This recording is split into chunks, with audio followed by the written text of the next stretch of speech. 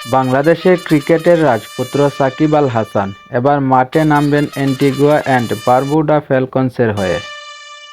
Caribbean premier league 2025-এ দ্বিতীয় রাউন্ডের ড্রাফটে তার নাম ডাকা হয়। অর্থাৎ দলগুলো জানে অভিজ্ঞতায় ও পারফরম্যান্সে সাকিব কতটা দুর্দান্ত। টি-20 ক্রিকেট সাকিব এক কিংবদন্তি।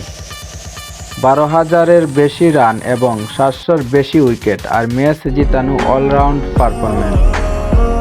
তিনি একমাত্র ক্রিকেটার যিনি আন্তর্জাতিক টি-20 ও ফ্র্যাঞ্চাইজি ক্রিকেট মিলিয়ে রান এবং উইকেটে দুই বিভাগেই শীর্ষে।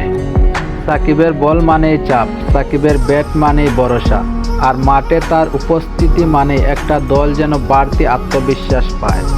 যদিও সিপিএল ড্রাফটে দাম প্রকাশ হয় না, তবুও সাকিব মানেই বিগ ভ্যালু, বিগ ইমপ্যাক্ট।